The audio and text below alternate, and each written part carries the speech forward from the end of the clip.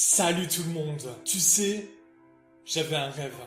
J'avais le rêve d'être à l'aise avec les gens, d'être confiant, de me libérer de ma phobie sociale qui a été une timidité fois 10. Depuis enfant, j'ai évité les situations. Dès que j'étais mal à l'aise, je commençais à éviter les situations. Comme dès que mon cœur battait un peu trop fort, dès que je commençais à transpirer, je me disais mais c'est pas normal. C'est pas normal, je vais pas y aller. Et au fur et à mesure du temps, à cause de cet évitement, tout s'empirait. Ça veut dire qu'adolescent, je commençais à éviter de plus en plus de situations, à refuser les invitations, à me dire oh c'est pas la peine, les gens sont des cons, oh c'est pas la peine, vaut mieux rester tout seul que mal accompagné, oh c'est pas la peine, je ne connais personne, ça m'intéresse pas, oh de toute façon je suis un peu fatigué pour faire ça. Et je m'inventais de plus en plus d'excuses pour ne plus culpabiliser, pour me faire croire que c'était normal, que tout était normal. Parce qu'on a besoin de se déculpabiliser, parce qu'on a besoin de s'apaiser. Et adolescent, voilà, c'est s'empirer, au point où ma timidité s'est transformée en une phobie sociale. Les timidités x10.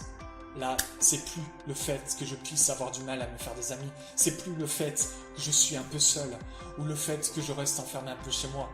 C'est que là, j'avais plus d'amis. J'arrivais plus à aller séduire quelqu'un. Je n'arrivais plus. Enfin, j'ai jamais réussi de toute façon du Mida, mais j'arrivais plus à rien faire. C'est-à-dire que j'avais plus d'amis. Au fur et à mesure, toutes mes relations sociales disparaissaient, mais je continuais à éviter dès que je ressentais un malaise. De peur de ne pas être aimé, de peur de ne pas être apprécié, la crainte de ne pas être mérité par les autres, parce que je ne me sentais pas avoir les capacités. Je perdais de plus en plus mes compétences sociales. Ça veut dire que au fur et à mesure, j'évitais et tout d'un coup, je commençais à plus savoir vraiment qu'est-ce qu'il faut dire dans les discussions, comment aborder les gens. Je commençais à ignorer ce que c'était en fait les relations sociales. Et quand j'ai pris cette décision, je me suis dit, ok, je vais trouver des solutions. Ça y est, j'ai commencé à chercher des solutions pour me libérer de ma phobie sociale, une timidité x10. Mais ce n'était pas simple tous les jours. J'avais un doute. J'avais un doute parce que pendant toute ma vie, j'évitais les situations. Parce que dans toute ma vie, j'ai fait que ça. À croire qu'il y avait un danger si j'allais aborder quelqu'un. Je me demandais, mais est-ce que je vais y arriver? C'est ma personnalité, c'est moi, est-ce que c'est possible? À ce moment-là, je me dis, ok, trouve des solutions. Je me dis, ok, continue, vas-y, lance-toi, mais vraiment. Même si tu sais même pas, même si tu as l'impression d'être dans le brouillard, même si tu as l'impression qu'au fur tu sais pas où tu vas arriver. Mais lance-toi dans l'inconnu. Et ça y est, je me lance. C'était vers mes peurs. Je me lance vers mes peurs. Mais j'ai commencé à échouer. J'avais du mal à aller vers les gens. Je me disais, mais je suis pas assez intéressant pour eux. J'ai pas la capacité d'aller vers les gens. Et ce qui fait que j'échoue. Ça veut dire que dès que j'allais vers des gens, je me sentais mal à l'aise. J'avais peur qu'on voie mon malaise. Et je me disais, je préfère être chez moi. Je commence à trouver des solutions. J'ai 24 ans, au fur et à mesure des semaines. J'ai les informations qu'il faut. Je commence à affronter mes malaises. Je commence à affronter mes peurs. Je sais que c'est une sorte de pyramide. Je monte au fur et à mesure du sommet. Mais je ne monte pas directement au sommet. Comme des petites marches, je monte juste la première marche. Et là, je me rends compte qu'en faisant juste la première marche, je commence à avoir de plus en plus de réussite. Certes, je ne suis pas tout de suite à l'aise. Certes, j'ai encore peur. Certes, mon cœur bat encore vite, je transpire. Des fois, c'est carrément la zizanie dans mon esprit. Je commence à avoir des bouffées d'angoisse, etc. Mais je me dis, bon, ce n'est pas grave. Demain, je vais essayer de faire autre chose, trouver des stratégies, réfléchir. Si j'ai échoué maintenant, ce n'est pas grave. Ça signifie que c'est peut-être un message que je dois peut-être faire autrement. Peut-être que j'affronte trop brutalement mes peurs. L'un de mes premiers défis, c'était de demander si ça allait à une caissière. L'un de mes premiers défis, c'était le fait que je marche dans la rue et que je me dise, ok, aujourd'hui, tu vas juste pas changer de trottoir quand il y a une personne qui va s'avancer vers toi. Parce que oui, j'évitais tellement les situations que quand il y avait quelqu'un sur le même trottoir que moi, j'évitais le trottoir, je changeais. Il y avait quelqu'un qui avançait vers moi, je change de trottoir. J'arrivais pas à regarder la personne dans les yeux. J'arrivais même pas à le regarder. J'avais la tête baissée, mais je me disais, c'est ton petit pas. Et au fur et à mesure, j'ai commencé à me dire, c'est quoi ton prochain petit pas?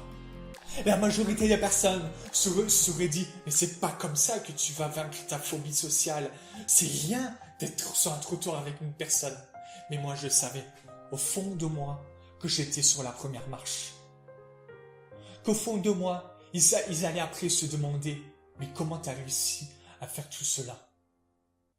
Je commençais à avoir ma confiance en moi, commençait à augmenter. Et de plus en plus, je commençais à être de plus en plus à l'aise avec les gens. Je commençais à réussir à discuter avec les inconnus, à réussir à me sentir à l'aise dans des groupes. Et encore, quelques mois, je me disais, mais bordel, t'es au milieu d'un bar, t'es entouré de personnes, et tu te sens à l'aise. Avant, tu n'aurais même pas pu rentrer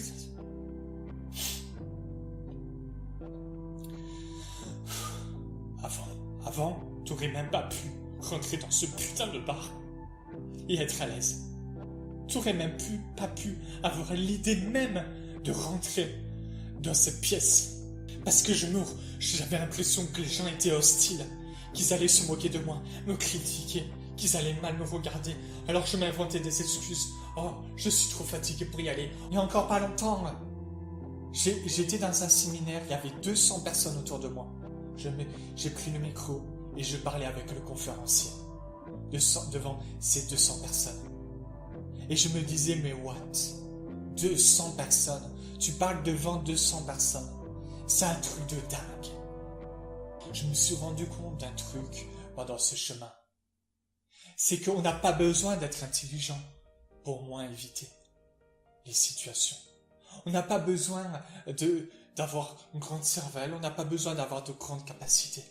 On a juste à se dire quelle situation j'ai besoin de faire, de moins éviter, mais qui me fait un petit peu peur. Et si moi je peux le faire, tu peux le faire. Si des abonnés de ma chaîne m'envoient des messages en me disant « Kevin, tu t'as changé ma vie. Maintenant, j'ai vaincu ma phobie sociale. » C'est que tu peux le faire. L'erreur que j'avais faite, c'est d'éviter les situations et de croire que ce n'était pas normal de se sentir mal à l'aise vers une personne. C'est complètement normal. J'espère que cette vidéo t'a plu. J'espère que... dis-le moi en commentaire si ça t'a plu. À la semaine prochaine pour des prochaines vidéos. Peut-être 2 vidéos. Peut-être une vidéo. Sachant que là, je suis en pleine préparation d'une formation gratuite pour gérer ses peurs. Je vais la sortir normalement la semaine prochaine.